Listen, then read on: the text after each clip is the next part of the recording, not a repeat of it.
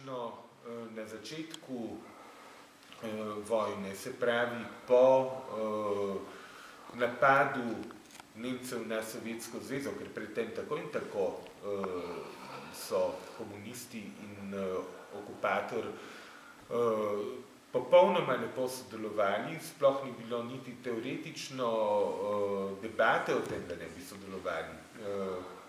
Protiimperialistična fronta je bila usmerjena proti skupnemu komunističnemu nemškemu sovražniku, se pravi proti Francozom in Angležem, oziroma potem proti Angležem in Američanom.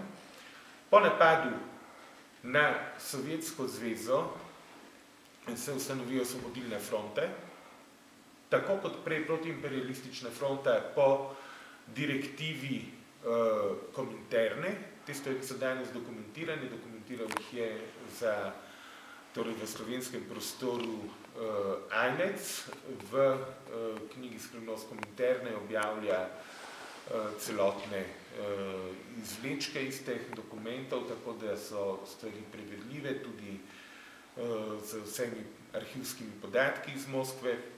In je videti, da je Stalin prvič dal že po podpisu pakta za Nemci navodilo, da je potrebno prenehati z antifašizmom, po napadu na Sovjetsko zvezo pa je dal navodilo, da morajo partije stopiti skupaj in podpreti domovino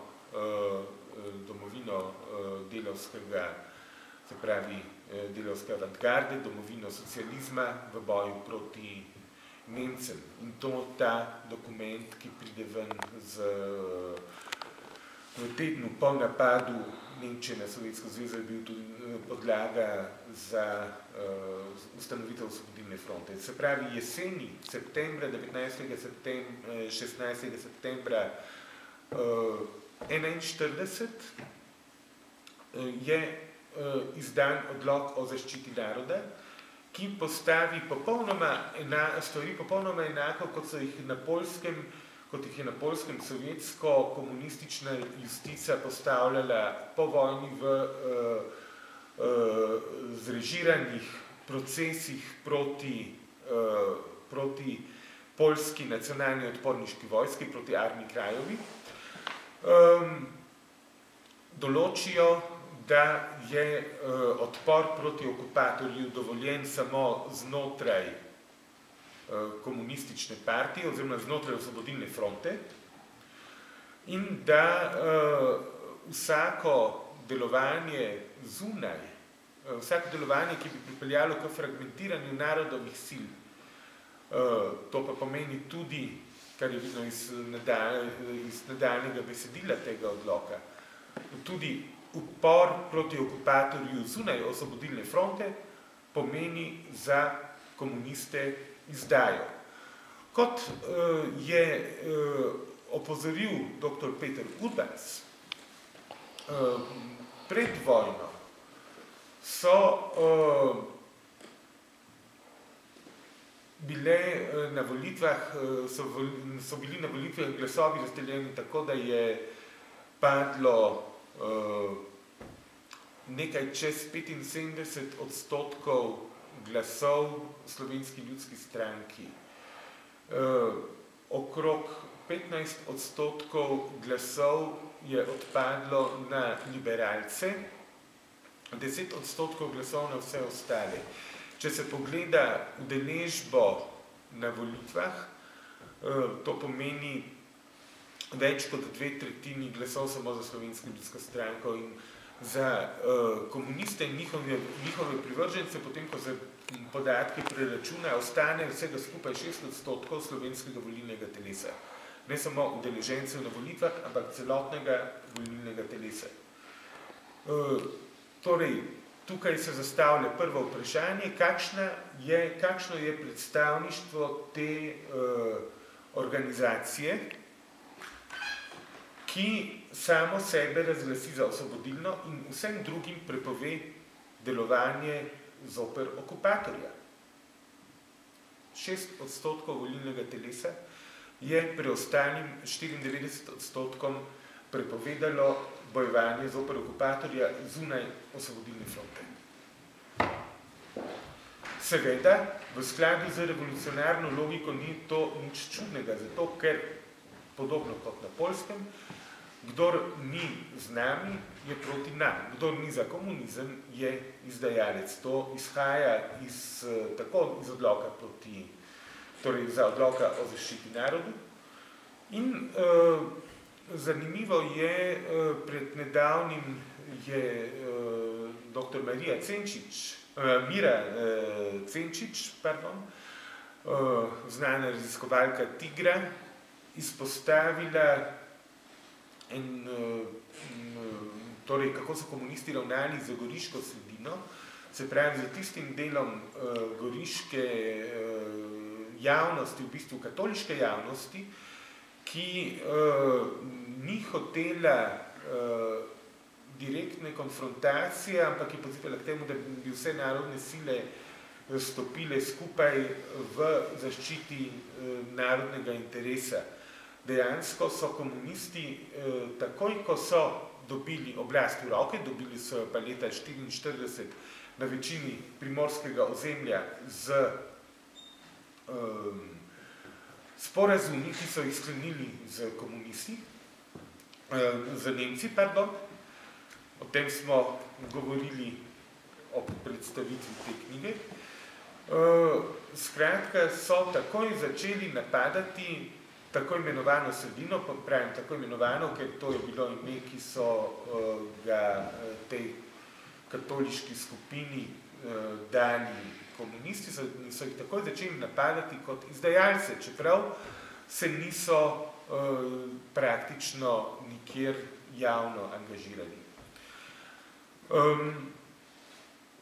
In s tem se vračamo k vprašanju kolaboracije v luči mednarodnih določb in prakse.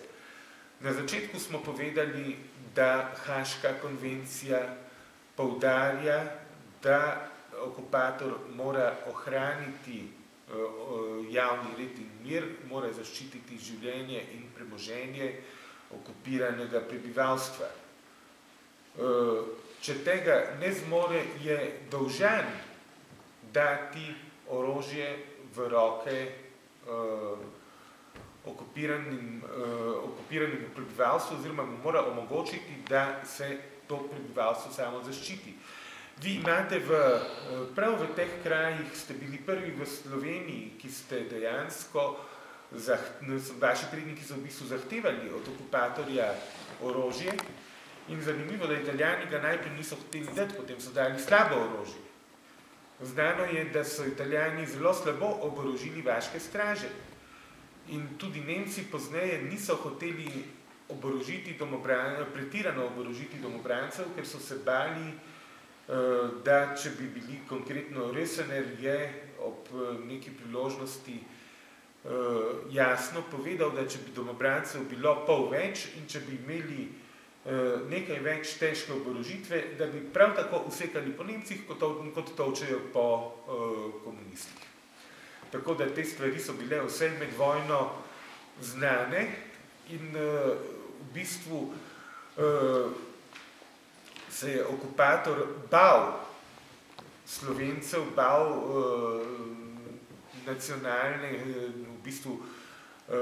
nacionalne večine, ki je bila protikomunistična in ki je zahtevala orožje v bistvu samo zato, da se zaščiti v skladu z mednarodnim pravom. Po vojni seveda o mednarodnem pravu glede tega ni govoril nihče. Če pa se gleda dokumente, s katerimi so se naši veljaki obračali na Italijane ali pa potem na Nemce, je očitno, so se sklicevali prav na Haško konvencijo in ko je dr. Urbans na te stvari opozoril na začetku 90-ih let, so komunisti zelo žolčno odreagirali in poslali v boj dr. Stojana Pretnarja, akademika, pravnika, da bi on obračunal z Urbancem in z njegovimi tezami. Sledil je velik članek v Delu, celoten rezultat je bil v bistvu eno politikanstvo oziroma ideološki argument v bistvu je šel približno na ta način, da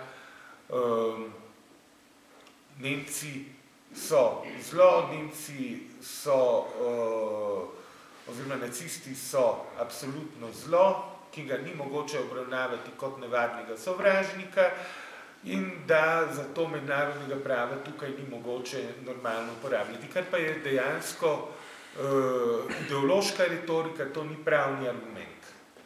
To je argument, ki diši bolj po neki teologiji ali pa po neki metafiziki, gotovo pa ne po pravu. Pač mednarodno pravo velja in tudi v Sloveniji okupator niso bili nacifašisti, ampak je bila italijanska država, je bila nemška država, je bila madžarska država. Te stvari je treba vedno imeti pred očmi, ker komunisti zelo radi zamegljujejo, tako da mešajo stranke na oblasti pa države, ko govorijo o okupaciji. Torej, dr. Urbans opozarja glede okupacije, glede NOB-ja na več stvari. Po eni strani jaz sem začel z problemom kolaboracije. In če smo pred nekaj meseci, če smo aprila govorili o sporazumih, ki so jih Nemci in Italijani oziroma sklepali z partizani, je mogoče zanimivo opozoriti na nekatere stvari, ki jih je dr. Urbans dokumentiral prav v zvezi z sodelovanjem, ki kažejo v bistvu na veleizdajalsko delovanje partizanov in ki jih v knjigi Sodelovanje partizanov z okupatorjem še ni in ki jih je v bistvu katerih dokumentov prinaša ta knjiga. Prvič tukaj je denunciacija 600, oziroma po drugih podatkih celo 1000 jugoslovanskih oficirjev v Ljubljanski pokrajini. Zakaj gre? Ko je bila Jugoslavija okupirana, Nemci so vojne ujetnike večinoma odpeljali v taborišča za vojne ujetnike. V Ljubljanski pokrajini je pa general Leon Rupnik posredoval pri Italijanih. Mimogrede glede Rupnika se govori marsikaj, vendar sam ocenjujem, da je pravilna ocena, ki jo je zapisal njegov tajnik in njegov adjutant, ki se je tik pred koncem vojne poročil z njegovo hčerko, Stanko Kociper. Kociper pravi o generalu Rupniku, da je on dvigoval desnico zato, da je nam vsem drugim ni bilo treba. Konec citata. Rupnik je torej na začetku okupacije posredoval pri Italijanih in prosil za oficirje Kraljevine Jugoslavije, da so jih izpustili domov in Italijani jih potem niso samo izpustili domov, ampak so jim dali neko preživnino, ki je bila približno toliko visoka, kot bi bila oficirska plača v mirnodobnem času. Tako da je v bistvu bilo za kraljeve oficirje zelo lepo poskrbljeno. Ti oficirji so seveda čakali na to, da se organizirajo, čakali na to, da se začnejo formirati ilegalne enote. Tudi v Slovenijo so že prihajale informacije o tem, da se vojska Kraljevine Jugoslavije v Srbiji še naprej bojuje. Prihajale so informacije o Ravni gori, prihajale so informacije o generalu, takrat še polkovniku Mihajloviću. In komunisti so se zavedali, da tukaj obstaja velika nevarnost, Zanimivo je, da so na Rupnika naredili atentat že takoj septembra 1941, ta atentat ni uspel. Eden prvih atentatov je bil na Fanuša Emerja. To je bil Slovenc češkega rodu, Fanuš, to je v bistvu France. Emer, ki je bil ustreljen pred cerkvijo v Šentvidu pri Ljubljani decembra 1941. Zakaj? Zato, ker je bil kot Sokol antikomunist, organizator četniških enot v nastajanju. On je v bistvu hotel postaviti verilske enote Vojske kraljevine Jugoslavije in je bil en od ključnih ljudi, ki so takrat delali na tem, komunisti so ga odstranili. In poleti, oziroma v bistvu pozno spomladi 1942, so naredili veliko akcijo, v bistvu so poslali na italijansko vojaško poveljstvo, torej,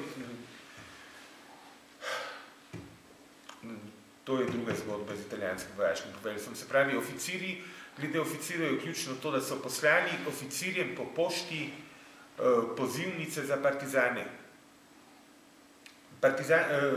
Oficirski korpus je bil protipartizanski. Je bil proti komunizmu, z izjemo redkih posameznikov, recimo Jaka Avšič je bil v bistvu kot general, ki bi moral prevzeti organizacijo jugoslovanske vojske v Sloveniji, je v bistvu jugoslovansko vojsko izdal in šel k komunistom. Medtem, ko če ne, večina oficirjev je bila absolutno protikomunistična, komunisti so jim poslali pozivnice v partizane, pošta je bila seveda kontrolirana, je šla skozi cenzuro in na podlagi teh pozivnic so Italijani 600 oficirjev, to je podatek, ki ga navaja dr. Urbanc, oziroma 1000 oficirjev, to je podatek, ki ga navaja, ki ga je najti v arhivu Republike Slovenije v dokumentih Izidorja Cankarja, so Italijani aretirali in poslali v Gomers. Druga, se pravi, gre za direktno veleizdajalsko akcijo. Prvič, že sama revolucija v vojnem času je po mnenju številnih mednarodnih strokovnjakov, dr. Ajlec, avtor knjige Titova skrivnostna leta v Moskvi in pa Skrivnostkom interne, ki sem jo prej navajal, in pa tudi nekaterih drugih študij o komunizmu, recimo navaja Feuerbacha, dr. Peter Urbanc navaja Oppenheima in druge, se pravi, gre za velike avtoritete iz področja mednarodnega prava, ki jih uporabljajo kot učbenike na vseh ključnih evropskih univerzah. Se pravi, revolucija v nasilno spreminjanje oblasti v času vojne je samo po sebi veleizdaja. Tukaj gre pa za napad na obrambno zmožnost države, ki ima svoje ozemlje, države, ki ima svojo zakonito vlado, ki ima kralja, ki ima svojo vojsko, ki ni kapitulirala. Tako da je to gotovo eden od močnih argumentov, da komunistom oziroma OF-u absolutno ni šlo za osvoboditev, za osvobodilni boj. Naslednja taka stvar, ki je sporna tudi iz vidika humanosti, je v bistvu to, da so komunisti sprovocirali izselitev 20.000 Ljubljančanov v letu 1942 oziroma njihovo internacijo v Gonars in deloma na Rab. Zdaj, do zdaj se je govorilo vedno o tem, da ta internacija 20.000 Ljubljančanov, da je bila stvar, ki je zorela počasi zaradi odhajanja v partizane, zaradi možnosti organizacije četnikov, zaradi strahu pred odporom in da so Italijani na to pač reagirali tako, da so potem začeli ljudi internirati v taborišča.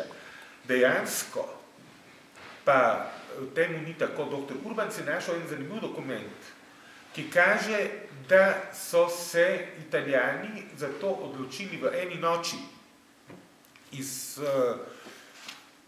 torej v noči na 27. maj, potem, ko so tako vojaško poveljstvo kot civilna uprava in tajne službe so dobili informacijo, da komunisti pripravljajo napad na Ljubljano, ki se bo zgodil v kratkem. V tistem času komunisti niso imeli sil, ki bi omogočile kakršenkoli napad na Ljubljano.